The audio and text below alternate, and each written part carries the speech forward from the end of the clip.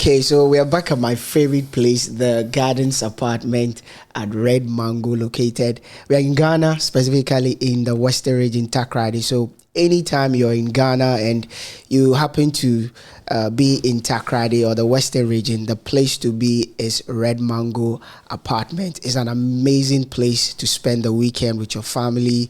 It's beautiful, Kofi. Yeah, very beautiful. Very. I was wowed by what I saw at New York and then Paris, but I think the garden apartment is actually exquisite. It's my new home now, and I love it here. Mm-hmm. I honestly love it here. Interesting. You can't just get tired of the pool view. Yeah, You can't get tired. It's beautiful. It's beautiful. I think you can see through. Yes.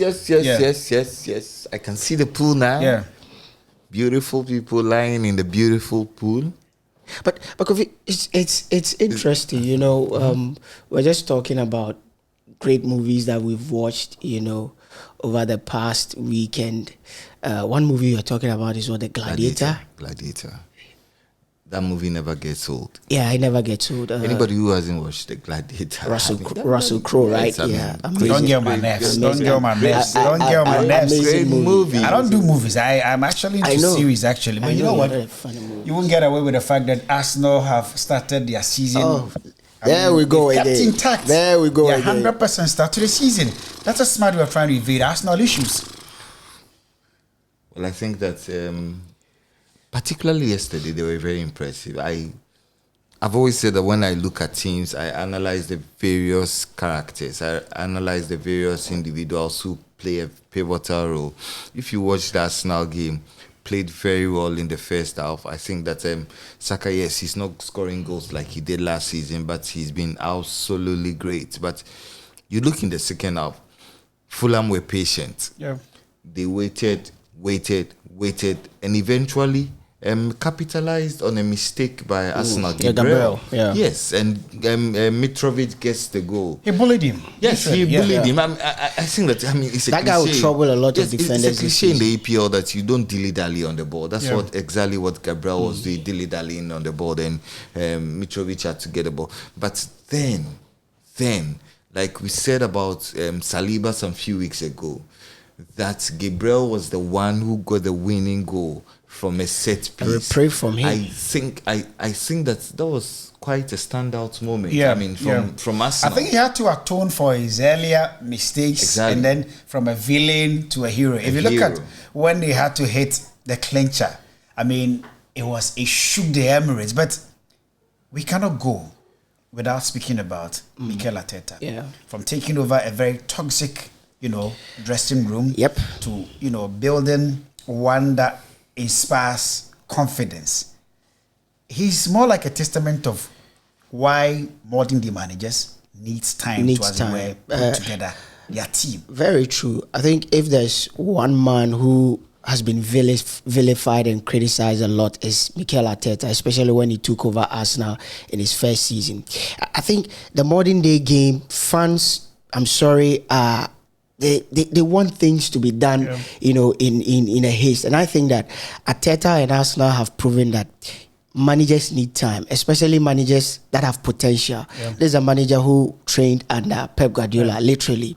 And you could see the very resemblance of whatever Pep has done with City over the long haul being reflected in Arsenal. Yesterday's game was not so much of he won the game tactically, because Fulham played very, very well. They held their lines very well. There were times you could see Arsenal trying to create a lot of overloads on the left or on the right, but Fulham did not budge. That tells you how well they had also steadied the Arsenal team. I think that they won the game basically out of sheer will, because the 2 goals they scored were not so much of goals that, for me, were created out of a particular run of play. And we spoke about character. People have questioned the character of some of these Arsenal players over the years, but for them, I think when I was watching, I said, okay, Kofi, they'll go down. Let's see how well they would come back. I'm sure Kofi will be thinking about that.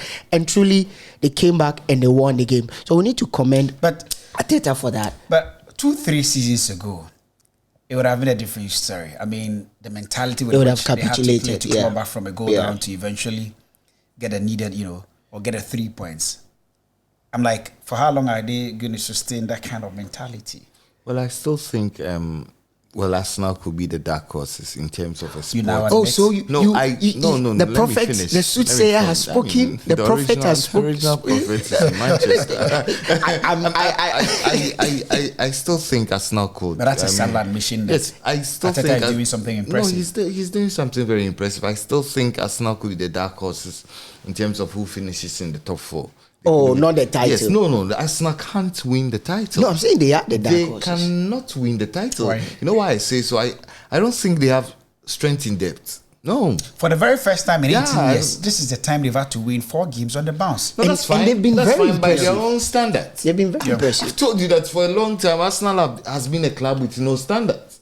If this is a club that's winning 4 games on the bounce, that's quite. Let's figure out something. What is it that they are doing right this time? I think that what they have done right is to, first of all, recruit right. Secondly, stick to or adhere to whatever the manager is telling them, because when it comes to recruitment, they've really recruited right. They realize that the fullback we had before, the likes of Tierney, the guy who was sold to Marseille, I think I've forgotten his name. The Colombian boy. Yes. They realize that these are guys that cannot play the way we want to play, as in have players who would literally play as inverted fullbacks, be able to come into the middle when Arsenal has the ball, shore up the defense and literally create a 3-man defensive wall with the midfield, the way they set up. I think they've recruited right and they've given the manager the trust. They believe in the manager. When you're a manager and you're coaching a team and there seems to be a cloud hanging over your head that if you lose, you'll be sad. It affects you. When you have the trust of the top brass, you have that free hand, the free will to work, and you clearly see he's having a good time with his players, and that in your own way, that camaraderie atmosphere, that camaraderie environment, there's a certain belief in the team, and that's what is working so much for the team. People have said they've not been tested, and I think it's true. You play Bournemouth, you play Leicester, you play Fulham. These are not, in a way, tested teams. Let's see what Arsenal will do when they come up against the big boys. Spurs. Not necessarily the big boys. Team that can push them to the wall. But it looks like one thing has been very, synonymous to their play. If Gabriel Jesus goes out of sort, it affects everything Arsenal do.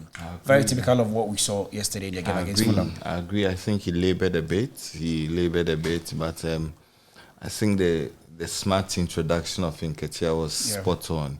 He brought a lot of life to the attack. I think that Gabriel had grown stale a bit, but that's where I have my problems with Arsenal. I mean, that's not to say hypothetically, if Gabriel goes off injured, what happens to their season? I think you mentioned this. Yes, I mean, these are the concerns that I do have. I think that, yes, I mean, they have the base. First 11, solid.